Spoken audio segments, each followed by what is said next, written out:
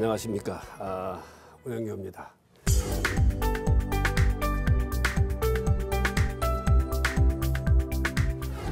다음은 혁신의 출발이 됐으면 이제 혁신은 현장에서 어떻게 실행하고 만들어 갈 것이냐 하는 부분에 대해서 함께 논의해 보고자 합니다. 혁신의 실상 중에서 현장에서 이루어지는 내용 중에서 실상을 우리가 어떻게 현지에서 혁신이 이루어지고 있으며 어떤 모습을 하고 있느냐 하는 것을 여러분과 함께 검토해 보고자 합니다. 우리 정부나 공공기관을 보면은 기업은 기본적으로 효율 중심의 경영을 할 수밖에 없기 때문에 여러 가지로 그렇게 바뀌어 가고 있습니다만 공공기관이나 정부는 아직도 멀었습니다. 그런 차원에서 우리 정부 내에는 대개 계획을 위한 계획, 한건주의가 범람하고 있습니다. 한번 보십시오. 매년 업무 계획이 만들어집니다. 그리고 국회의회는 선거 때만 되면 선거 공약을 양산합니다. 근데 그 매년 만들어진 계획들을 한번 보십시오. 미사여구와 참 멋진 계획들입니다. 아마 세계에서 가장 좋은 용어들, 좋은 정책은 다 들어갔을 겁니다. 그런 걸로 보면은 공무원들이 정말로 연구하고 노력하는 흔적이 이해가 갑니다. 그래서 한번 여러분이 몇 년 동안 5년 또는 더 길게 잡으면 10년 동안 정부가 발표한 정책을 한번 모아보십시오. 보건복지부가 만드는 복지 정책에 대한 업무 계획을 한번 10년 걸 모아놓고 한번 쭉 정리를 해보십시오. 매년 10년이 지나도 매년 변치 않는 주요 핵심 요소들이 거의 똑같습니다. 그리고 가장 좋은 말은 매년 들어가 있습니다. 그 10년 동안 만들었던 그 좋은 정책들이 제대로 실행했다면 우리나라는 세계에서 가장 멋있는 복지국가가 됐을 겁니다. 우리나라 중소기업 정책, 옛날에 중소기업이 항상 중소기업은 정치적 이슈가 돼서 사회 정책적인 측면에서 항상 정치적으로 비중을 높여왔습니다. 그래서 옛날에 상공부에 중소기업국이 있었는데 그것이 중소기업청으로 독립됐고 중소기업청이 나중에는 지금은 이제 중소기업부가 됐습니다. 그리고 매년 만들었던 정부 정책 중에서 중소기업은 가장 중요한 요소였습니다. 그래야 중소기업들이 그걸 보고 환영하기 때문에 그렇습니다. 그래서 중소기업 정책이 만들어진 중소기업 정책 그때부터 했던 거 한 10년 것만 이것도 마찬가지로 정리해 보면은 대한민국은 중소기업 천국이 돼 있을 겁니다. 우리나라의 중소기업은 몇 년 안 가서 다 대기업이 되어 있어야 했습니다. 그런데 그게 보면 거의 똑같은 내용이 매년 반복됩니다. 그게 왜 그럴까요? 바로 중소기업 정책은 또는 정부의 정책은 매년 발표하는데 그 정책들이 과연 한 해를 바뀌면서 어떻게 실행이 됐고 어떻게 성과가 이루어졌고 잘못된 게 무엇이고 내년에 어떻게 바꿔야 우리가 당초에 생각했던 미흡한 부분을 바꿔나갈 수 있는 것이냐 하는 것에 대한 평가와 분석을 하고 그 토대 위에서 내년도에 보완 대책을 만들어 가야만 됩니다. 그러나 지금까지 정부가 만들어 놓은 업무 계획을 체계적으로 평가하고 분석하고 하는 그런 기능들이 존재하지를 않습니다. 만드는데 국민한테 발표하고 알려주는데 급급합니다. 그러다 보니까 정부의 국민의 입장에서는 정부가 매년 한다고 하는데 지금까지 우리한테 해준 게 뭐냐 하는 불만을 갖게 됩니다. 계획도 물론 중요하지만 계획보다는 실행이 답입니다. 실행을 어떻게 할 거냐 하는 것에 대한 비중을 더 주어야 된다. 그 실행이 뭡니까? 아까 혁신에 대한 의미를 말씀드릴 때 쉽고 빨리 그리고 효율적으로 갈 수 있는 일하는 방식이다라고 말씀을 드렸습니다. 그래서 바로 계획이 만들어지면 어디로 무엇을 어떻게 갈 것이냐를 정하고 그 방향 설정된 방향에 따라서 실행해 나가는 방식을 선택해야만 됩니다. 그게 뭐겠습니까? 바로 방향 설정, 즉 비전과 목표에 따라서 방향이 설정이 되고 그 방향이 설정되면 그 방향 설정에 맞는 조직 체계를 보완할 거 있으면 보완하고 역할 분담을 해줘야 됩니다. 조직 체계가 뭔가요? 비전과 목표를 달성하는 역할 분담입니다. 조직 단위 간, 개인 간 역할 분담을 어떻게 할 거냐. 그래서 성과의 극대화를 어떻게 달성해 갈 거냐 하는 것이 조직이죠. 그 조직 체계를 만드는 겁니다. 조직이 되고 나면 그 조직에 맞는 사람을, 최적의 사람을 선정하는 것이죠. 그게 인사죠. 그래서 사람이 선정되고 나면 인사를 하고 나면 그 최종적인 조직과 사람의 책임이 미션이 이루어지게 됩니다. 미션이 확정되게 됩니다. 그러면 그 미션을 가지고 바로 실행 방법을 선택을 하고 실행 방법에 의해서 결과가 이루어지면 평가를 하고 평가한 결과에 따라서 바로 보상을 해주는 과실을 향유하는 그런 절차가 바로 실행의 체계입니다. 그게 뭔가요? 일종의 혁신에 있어서의 근본적인 혁신 경영에 있어서의 기본적인 흐름입니다. 그러니까 이런 체계 속에서 바로 실행의 역점을 두는 계획보다도 더 실행의 역점을 두는 체계. 그래서 실행하면서 안 된 부분이 무엇이고 왜 안 됐느냐를 정확하게 점검하고 분석하는.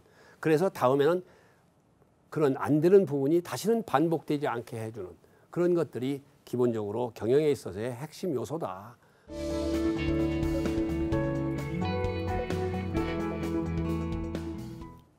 그러고 나면은 이제 모든 경영의 실상은 바로 바뀌어져야 됩니다.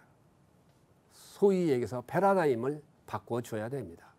그런데 패러다임은 기본적으로 성과 중심, 고객 중심, 능력과 실적 중심, 효율 중심으로 전환해 줘야만 됩니다. 우리가 흔히 경영에 있어서 우리나라의 가장 지금은 많이 개선이 됐습니다만 중시되는 것이 A형 중심입니다. A형을 얼마로 할 거냐, A관을 어떻게 할 거냐, 어떻게 보여줄 거냐 하는 A형 중심의 경영이 주류를 이룹니다. 특히 지방자치단체 공공기관이 더 많습니다. 그러니까 이런 A형 중심을 바로 성과 중심으로 바꿔주는 것.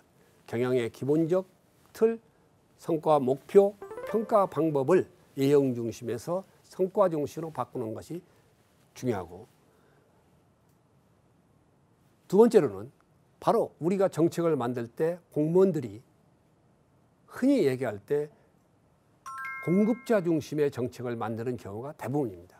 이 정책을 할 거냐 말 거냐를 자기들이 공급자 위주에서 정부의 입장에서 해야 되느냐 안 해야 되느냐를 판단합니다.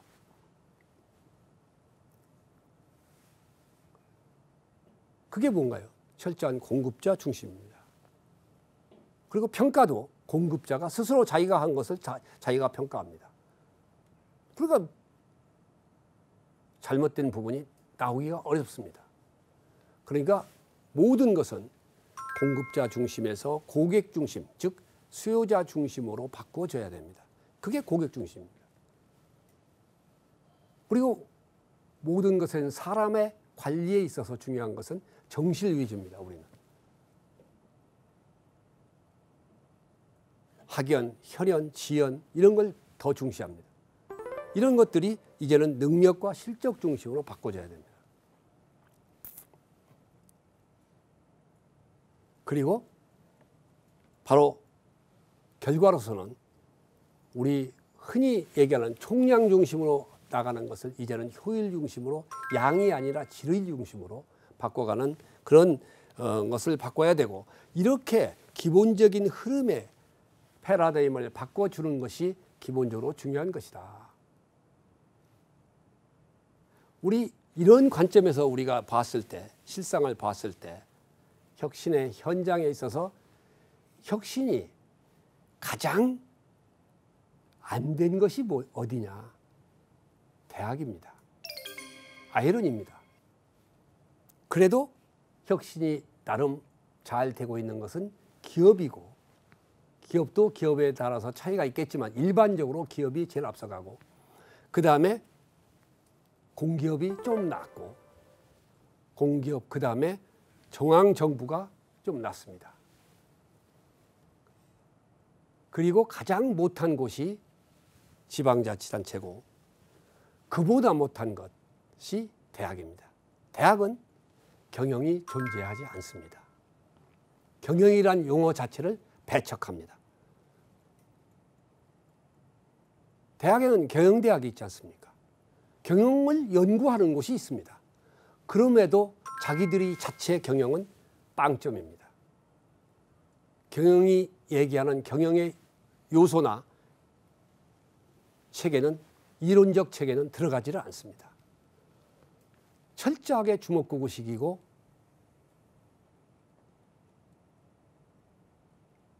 전통에 의해서 이루어지는 일들을 합니다.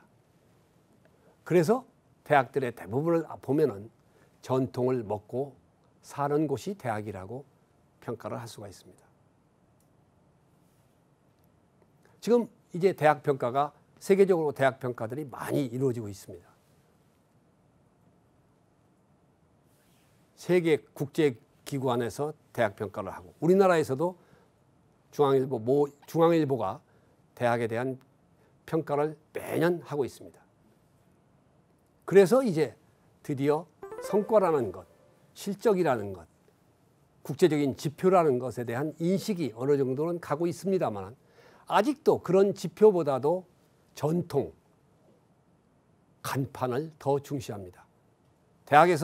많은 대학에서 교수를 뽑을 때 간판을 더 중시합니다. 그 교수가 논문을 얼마나 쓸 수 있는 능력을 가지고 있고, 국제적인 탑 저널에 얼마만큼 논문을 가지고 있느냐, 쓰고 있느냐, 썼느냐, 그리고 쓸 수 있는 능력을 갖추고 있느냐를 평가하지 않습니다. 평가하는 것은 극히 드뭅니다. 나머지는 최우선적으로 어느 대학을 나왔으며 간판이 어디냐를 먼저 봅니다. 그게 대학입니다. 그러니 성과주의라는 것, 실적 중심이라는 것 있을 수가 없습니다.